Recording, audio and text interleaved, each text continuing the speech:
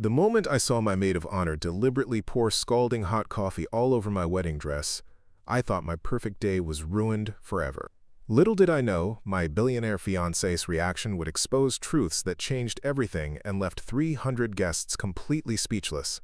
This is the story of how real love revealed itself in the most unexpected way. Before we jump back in, tell us where you're tuning in from, and if this story touches you, make sure you're subscribed, because tomorrow, I've saved something extra special for you. My name is Emma, and 6 months ago I was just another small-town girl working as a kindergarten teacher in Cedar Falls. I lived in a tiny apartment above the local bakery, drove a 15-year-old Honda that made concerning noises, and spent my weekends grading papers and volunteering at the animal shelter. Life was simple, quiet, and exactly what I thought I wanted. Then Marcus walked into my classroom during a charity reading event, and everything changed. Marcus Chen wasn't just successful. He was the kind of wealthy that made headlines. At 32, he'd built a tech empire worth billions, owned properties on 3 continents, and appeared regularly on magazine covers as one of the most eligible bachelors in the world. But when he sat cross-legged on my classroom carpet, reading picture books to 25-year-olds with genuine enthusiasm, none of that mattered. What mattered was how gentle his voice became when shy little Sophie finally raised her hand to ask a question. How he remembered every child's name by the end of the afternoon, and how he looked at me like I was the most fascinating person he'd ever met. Our romance moved quickly, perhaps too quickly for a small town like Cedar Falls. Within 3 months, Marcus had relocated his main office to be closer to me. Within 5, he proposed with a ring so beautiful it made the local newspaper. The engagement photos were picked up by national media, and suddenly my quiet life became very public. That's when the problem started, particularly with my supposed best friend since childhood, Rebecca Martinez. Rebecca and I had grown up together, sharing everything from scraped knees to first heartbreaks. She was the kind of friend who knew all your secrets, who you called at 3 in the morning, who stood by you through every crisis. Or at least, that's who I thought she was until Marcus entered my life. The changes were subtle at first. Little comments about how I was getting too big for my britches. Suggestions that Marcus was probably just slumming it with small-town girls. Warnings that wealthy men like him never stayed with women like me. When I asked Rebecca to be my maid of honor, I thought it would help repair whatever was growing between us. Instead, it seemed to make everything worse. She threw herself into wedding planning with an intensity that felt more like competition than celebration. She questioned every choice I made, from the flowers to the venue to the dress. When Marcus surprised me by offering to pay for the entire wedding, suggesting we hold it at his family's estate in Napa Valley, Rebecca's behavior became increasingly erratic. The morning of the wedding arrived with that perfect California sunshine that photographers dream about. The estate was transformed into something from a fairy tale. White roses cascaded from every surface, crystal chandeliers hung from the outdoor pavilion, and a string quartet played softly as guests began to arrive. I should have been nervous, but instead I felt this incredible sense of peace. Despite all the chaos of planning, despite Rebecca's increasingly strange behavior, despite the media attention and the pressure of marrying someone whose net worth was regularly discussed in financial magazines, I knew I was making the right choice. Getting ready that morning was supposed to be magical. My wedding dress was a custom creation by one of Europe's most sought-after designers. Marcus had insisted, despite my protests about the cost. It was everything I'd ever dreamed of in a wedding dress. Elegant, timeless, with delicate lace details and a train that seemed to float behind me like a cloud. My mother cried when she saw me in it. My younger sister took about 100 photos, and even my typically reserved grandmother got emotional. Rebecca, however, seemed distracted and tense. She kept checking her phone, whispering to the other bridesmaids, and making comments about how overwhelming everything was. The other bridesmaids, my college roommate Sarah, my cousin Lisa, and Marcus's sister Jennifer, were trying their best to keep the mood light, but I could feel an undercurrent of tension building. Something was wrong, but I couldn't put my finger on what. The ceremony was set for 4 o'clock, with cocktails to follow immediately after.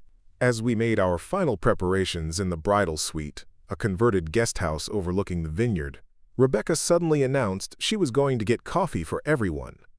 She said the estate's coffee service wasn't strong enough and she knew where to get the good stuff. It seemed like an odd time to leave, considering we were supposed to be heading to the ceremony location in 30 minutes, but I was too focused on last-minute details to think much of it. Preparing and narrating this story took us a lot of time, so if you are enjoying it, subscribe to our channel. It means a lot to us. Now back to the story. When Rebecca returned 20 minutes later, carrying a tray of steaming coffee cups, she seemed different somehow. There was something in her expression, a mixture of determination and barely contained emotion that I'd never seen before. She distributed cups to everyone else first, saving mine for last. As she approached me, I was standing near the full-length mirror, making final adjustments to my veil with my mother's help. That's when everything went horribly wrong. As Rebecca extended the coffee cup toward me, her hand seemed to slip. But it wasn't a slip. There was something deliberate about the way she tilted the cup, the way she stepped closer to ensure maximum impact. The scalding hot coffee hit my dress like a brown wave, spreading across the delicate white fabric and seeping into the intricate lace details that had taken artisans months to create. The room erupted in chaos. My mother screamed, Sarah lunged forward with towels, and Lisa started crying. But through it all, Rebecca just stood there with the empty cup in her hands, not apologizing, not helping, just staring at the damage with what I can only describe as satisfaction. In that moment, I realized this hadn't been an accident at all. The coffee was everywhere, across the bodice, down the skirt, soaking into the train that would drag the stain down the aisle with me. The heat of the liquid had burned through to my skin in places, leaving red marks on my arms and chest. But worse than the physical damage was the emotional blow. This was my wedding day, the dress I'd dreamed about since I was a little girl, and my best friend had deliberately destroyed it. For a moment, I just stood there in shock, watching the coffee drip from my ruined dress onto the white carpet below. 300 guests were waiting outside. Marcus was probably wondering where I was. Photographers were positioned to capture every moment of what was supposed to be the happiest day of my life. And now this. The other bridesmaids were frantically trying to help, dabbing at the stains with napkins and suggesting solutions, but we all knew there was no fixing this. The dress was destroyed. Sarah was on her phone calling dress shops, even though we all knew nothing could be done in 30 minutes. Lisa was crying harder than I was. Jennifer had gone pale, probably imagining how she was going to explain to her brother that his bride might not make it down the aisle. But Rebecca still hadn't said a word. She'd set down the empty cup and was watching the chaos with an expression I couldn't read. When I finally looked directly at her, when our eyes met across the destroyed dress and the panic of everyone trying to help, I saw something in her face that broke my heart all over again. She wasn't sorry. If anything, she looked vindicated. "Why?" I whispered, the word barely audible over the commotion around us. "Rebecca, why would you do this?" For a moment, her composure cracked, and I saw a flash of the pain and anger she'd been hiding for months. "Because," she said quietly, her voice shaking, "you don't deserve this. You don't deserve him, you don't deserve this life, and you sure as hell don't deserve to be happy when the rest of us are struggling to pay rent." The words hit me harder than the coffee had. This wasn't about the wedding, or the dress, or even Marcus. This was about years of friendship that I'd apparently misunderstood completely. This was about resentment and jealousy that had been festering beneath the surface while I'd been planning a future I thought she'd be celebrating with me. The room had gone quiet. Everyone had heard her confession, and the silence that followed was deafening. My mother looked horrified, not just at the dress, but at the realization that someone I'd trusted completely had betrayed me so deliberately. Sarah and Lisa exchanged glances, probably wondering how they'd missed the signs that Rebecca had been harboring such feelings. Jennifer looked like she wanted to say something but didn't know what. I felt a tear run down my cheek, then another. Not because of the dress. Fabric could be replaced, even fabric that cost more than most people's cars. I was crying because my best friend, the person who was supposed to stand beside me on the most important day of my life, had actively tried to ruin it. Because 23 years of friendship had apparently meant so little to her that she was willing to destroy my wedding day out of spite. That's when we heard footsteps outside the bridal suite, followed by a gentle knock on the door. Marcus's voice came through, concerned and careful. "Emma? Is everything okay in there?" We heard some commotion and I looked at myself in the mirror. Coffee-stained dress, tear-streaked makeup, surrounded by the chaos Rebecca had created. In 30 minutes, I was supposed to walk down an aisle lined with white roses toward the man I loved, in front of 300 guests and photographers who would capture every moment for posterity. Instead, I was standing in a destroyed dress with a broken heart, wondering how everything had gone so wrong so quickly. The knock came again, more insistent this time. "Emma? Talk to me. What's happening?" I took a shaky breath and called back. Just give me a minute, Marcus. There's been a small problem, but we're handling it." A small problem. I almost laughed at the understatement. My maid of honor had just sabotaged my wedding, my dress was ruined beyond repair, and I was beginning to realize that the person I'd trusted most in the world had been lying to my face for months. This wasn't a small problem. This was a complete disaster. But as I stood there looking at my reflection, surrounded by people who genuinely cared about me and wanted to help, something shifted inside me. Yes, Rebecca had tried to ruin my day. Yes, the dress was destroyed. But Marcus was still waiting for me on the other side of that door. The man who'd relocated his entire life to be with me, who'd chosen me out of all the sophisticated, wealthy women in his world, who'd spent months planning this day because he wanted to make me happy. Rebecca had tried to take that away from me, but she'd only succeeded in destroying fabric. She couldn't destroy what Marcus and I had built together, couldn't take away the love that had brought 300 people here to celebrate with us, couldn't ruin the future we were about to start together. I was about to find out just how right I was about that, and how completely wrong Rebecca had been about the kind of man Marcus truly was. I wiped my tears, squared my shoulders, and made a decision that would define not just my wedding day, but the rest of my life. "Marcus," I called through the door, "I need you to come in here. There's something you need to see." The door opened slowly, and Marcus stepped inside, his eyes immediately taking in the scene before him. The coffee-stained dress, the chaos of towels and napkins scattered across the floor, the tear-streaked faces of my bridesmaids, and Rebecca standing frozen in the corner like a deer caught in headlights. His expression shifted from confusion to understanding to something I'd never seen before, a cold, controlled anger that made the temperature in the room seem to drop 10 degrees. "What happened here?" His voice was quiet, but there was steel underneath it. He wasn't asking the room in general. His eyes were fixed directly on Rebecca, and somehow he seemed to understand immediately that this hadn't been an accident. Before I could answer, Rebecca finally found her voice. "It was just an accident, Marcus. I was bringing coffee for everyone, and I slipped. These things happen." But her voice was shaky, and she couldn't meet his eyes as she spoke. Marcus looked at her for a long moment, then turned to me. "Emma, is that what happened?" I could have lied.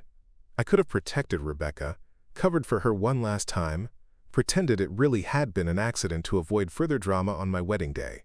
That's probably what the old Emma would have done, the people-pleaser who always tried to keep everyone happy, who avoided confrontation at all costs. But standing there in my ruined dress, looking at the man who'd chosen to love me exactly as I was, I realized I didn't want to be that person anymore. "No," I said clearly. "It wasn't an accident. She did it on purpose." The words hung in the air like a confession. Sarah and Lisa exchanged shocked glances. My mother gasped. And Jennifer looked like she was trying to process what she'd just heard. But Marcus didn't look surprised at all. If anything, he looked like I'd just confirmed something he'd already suspected. He walked over to Rebecca, and when he spoke, his voice carried the kind of authority that had built billion-dollar companies and commanded boardrooms full of powerful men. "I want you to leave, now." "You can't throw me out," Rebecca said, but her bravado was cracking. "I'm the maid of honor. This is Emma's decision, not yours." "Actually," I said, finding strength I didn't know I possessed, "he's right. I want you to leave too. Take off the bridesmaid dress, get your things, and go." Rebecca's face went through a series of emotions: shock, anger, disbelief, and finally, desperate panic. "Emma, you don't mean that. We've been friends since we were 5 years old. You can't throw away 23 years of friendship over one mistake." "This wasn't a mistake," I replied, my voice getting stronger with each word. "Mistakes are accidental. This was a choice. You chose to try to ruin my wedding day because you couldn't stand to see me happy. That's not friendship, Rebecca. I don't know what it is, but it's not friendship." Marcus stepped closer to me, his hand finding mine. "What do you need right now? Do you want to postpone the ceremony? We can reschedule everything, get you a new dress. Do this properly when you're ready."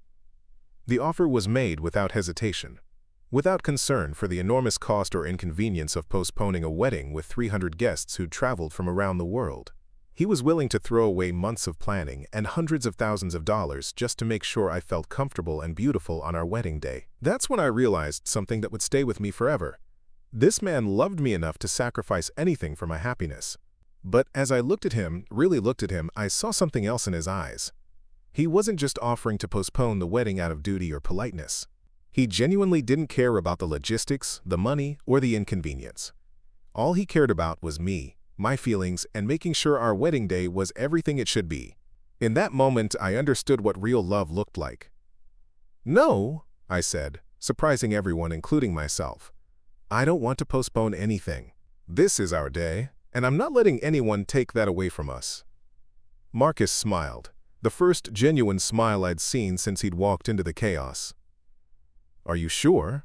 Because honestly, Emma, you could walk down that aisle in a paper bag and you'd still be the most beautiful bride anyone's ever seen." That's when Jennifer spoke up for the first time since the disaster had unfolded. "Actually, I might have a solution." She was looking at me with a mixture of excitement and uncertainty. "It's unconventional, but if you're willing to trust me, I think we can save this day." Before I could ask what she meant, Jennifer was already moving toward her phone. "Marcus, remember when you insisted on having backup plans for everything? Well, you're about to find out why that's brilliant." She was dialing a number as she spoke. "Mom?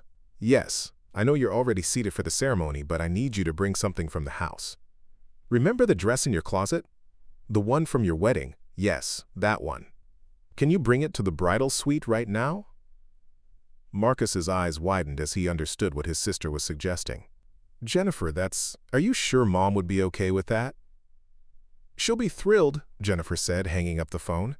"Emma, Marcus's mother is about your size, and she's kept her wedding dress in perfect condition for 35 years. It's vintage, it's beautiful, and if you're willing to wear it, you'll be honoring a family tradition that goes back generations." I felt overwhelmed by the gesture. Marcus's mother, Catherine Chen, was one of the most elegant women I'd ever met. She'd welcomed me into their family with such warmth and grace, despite the fact that I came from a completely different world than theirs.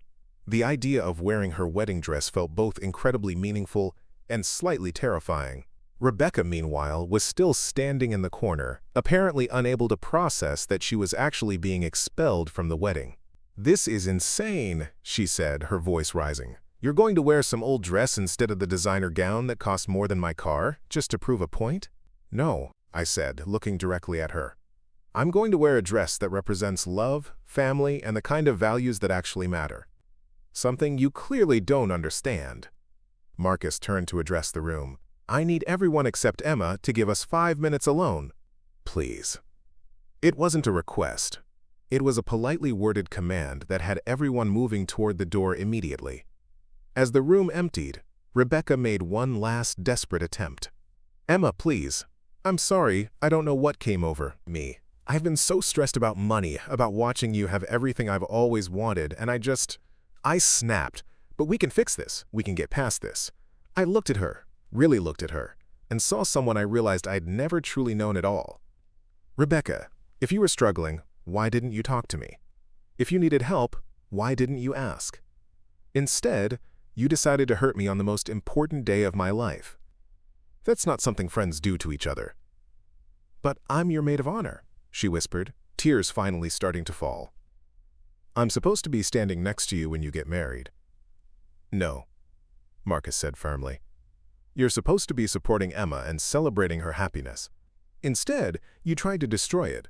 That's not what family does, and since you're clearly not acting like a friend, you're definitely not family." Rebecca left the room quietly after that, finally understanding that her actions had consequences she couldn't manipulate or apologize away. As the door closed behind her, I felt a mix of sadness and relief. 23 years of friendship was ending, but maybe it had been ending for a long time and I'd just been too loyal to see it. Marcus took my hands and looked directly into my eyes. "Are you really okay with this? Because I meant what I said about postponing. I don't care about the guests, the cost, or the inconvenience. I only care about you." "I'm okay," I said, and realized I meant it. "Actually, I'm more than okay." Rebecca thought she was ruining our day, but instead she showed me something important. She showed me what real love looks like by comparison. "You were willing to sacrifice everything to make me comfortable. Your sister immediately jumped in to help solve the problem. Your mother is bringing her own wedding dress for me to wear. This is what family does. They support each other, they find solutions, they put love first." There was a soft knock on the door, and Catherine Chen entered carrying a garment bag with the kind of reverence usually reserved for religious artifacts. She was a petite woman in her 60s with silver hair and the kind of natural elegance that money couldn't buy. When she saw my coffee-stained dress, her expression showed understanding rather than shock. Clearly, Jennifer had filled her in on the situation. "Oh, sweetheart," she said, setting down the garment bag and pulling me into a gentle hug. "I'm so sorry this happened to you, but I want you to know that I'm honored, truly honored, to share my dress with you today." She unzipped the garment bag with ceremonial care, revealing a dress that took my breath away. It was from the early 1980s, made of silk that had aged to a beautiful ivory shade. The design was timeless: fitted bodice with long sleeves, a flowing skirt that would hit just below my knees, and delicate pearl buttons running up the back. It was elegant without being ostentatious, sophisticated without being intimidating. "It's been altered and preserved professionally," Catherine explained as she held it up against me, "and I think it's going to fit you perfectly. Marcus, you need to leave while we get Emma changed." "Mom," Marcus said, his voice thick with emotion, "thank you. This means everything." Catherine smiled at her son with the kind of love that comes from 3 decades of watching someone grow into the person you'd always hoped they'd become. "Your father proposed to me in this dress, Marcus. I brought you and Jennifer home from the hospital in this dress. It's seen a lot of love over the years, and it deserves to see more." As Marcus left the room, the other bridesmaids filtered back in to help with the transformation. Even though we'd lost Rebecca, the mood had shifted completely. Instead of panic and chaos, there was now a sense of purpose and excitement. Sarah and Lisa were amazed by the dress's beauty, Jennifer was beaming with pride at her successful problem-solving, and my mother was crying happy tears as she watched Catherine help me into a gown that represented 35 years of successful marriage. The dress fit like it had been made for me. The silk fell perfectly across my hips, the sleeves were exactly the right length, and when Catherine fastened the pearl buttons up the back, I felt like I was being inducted into something much bigger than just a wedding. I was becoming part of a family legacy. "There's one more thing," Catherine said, reaching into her purse. She pulled out a delicate pearl necklace with a vintage clasp. "This was my mother's, and her mother's before that. I wore it with this dress, and I'd love for you to wear it today too." As she fastened the necklace around my throat, I caught sight of myself in the mirror and gasped. The woman looking back at me was radiant, elegant, and completely transformed. But more than that, she looked like she belonged, not because of expensive designer clothes or perfect makeup, but because she was surrounded by people who loved her and wanted to see her happy. "You look absolutely perfect," Jennifer said, and I could hear the sincerity in her voice. "Rebecca thought she was taking something away from you, but instead she gave you something much more meaningful." She was right. The original dress had been beautiful, but it was just fabric and thread. This dress carried history, love, and the blessing of a woman who'd built a beautiful life with the man whose son I was about to marry. It represented the kind of marriage I wanted to have, one built on respect, partnership, and genuine affection, rather than just passion and attraction. There was another knock on the door, and this time it was Marcus's father, William, come to escort me down the aisle since my own father had passed away several years earlier. He was a distinguished man in his 70s who'd built his own successful business before retiring to focus on philanthropy and family. When he saw me in his wife's dress, his eyes misted over. "You look radiant, Emma," he said, offering me his arm. "Catherine and I couldn't be happier to welcome you into our family."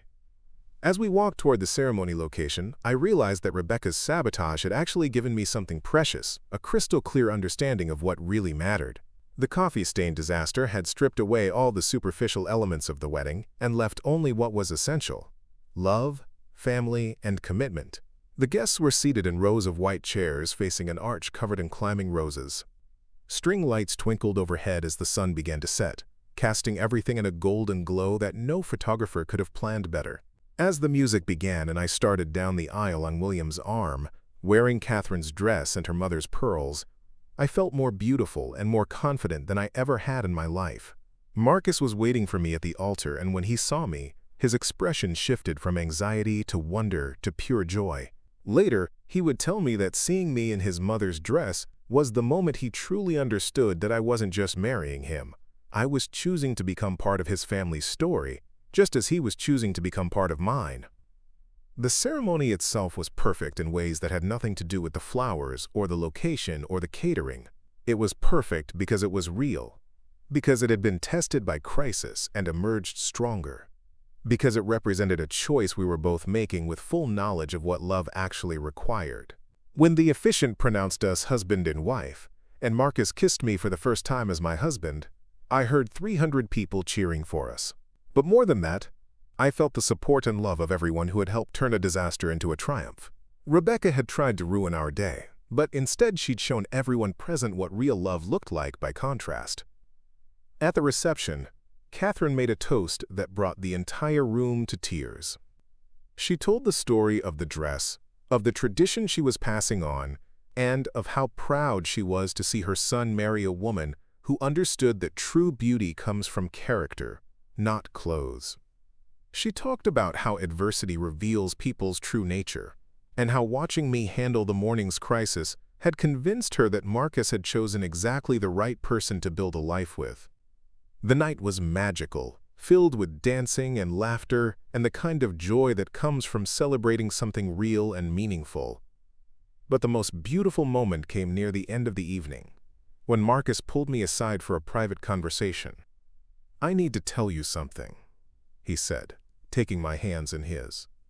"When I walked into that room this morning and saw what had happened, I wasn't just angry about the dress. I was furious that someone you trusted had tried to hurt you. But then I watched how you handled it, with grace, with strength, with forgiveness even when it wasn't deserved. And I realized I was marrying someone even more amazing than I'd thought."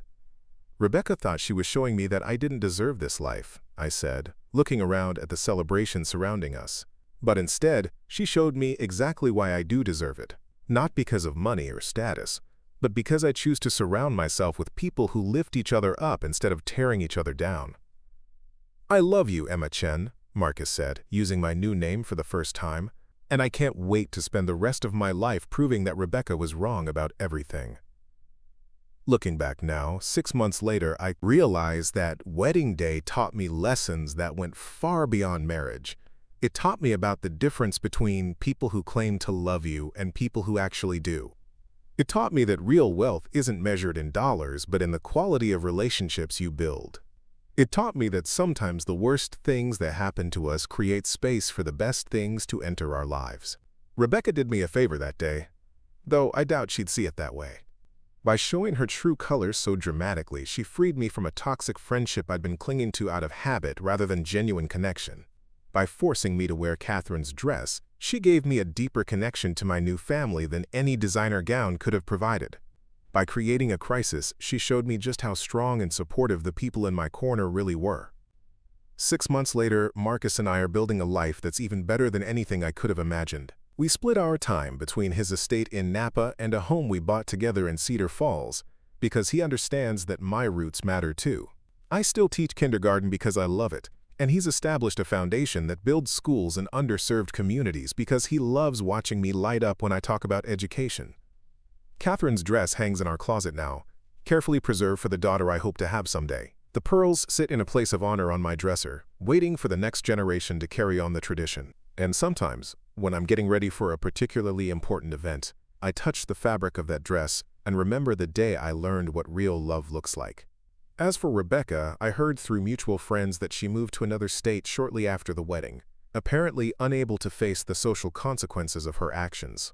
Part of me feels sad about how things ended, but a bigger part of me feels grateful that I learned the truth about her character before trusting her with even more important moments in my life. The real lesson of that day wasn't about wedding dresses or coffee stains or even toxic friendships. It was about recognizing the difference between people who celebrate your joy and people who resent it, between those who lift you up and those who try to tear you down, between real love and its many imitations. Sometimes the worst moments of our lives create space for the best moments to unfold. Sometimes losing someone who isn't really a friend makes room for deeper connections with people who truly are family. And sometimes, when someone tries to ruin your happiness, the universe responds by showing you just how much happiness you actually have to protect. Up next, you've got 2 more standout stories right on your screen. If this one hit the mark, you won't want to pass these up. Just click and check them out. And don't forget to subscribe and turn on the notification bell so you don't miss any upload from us.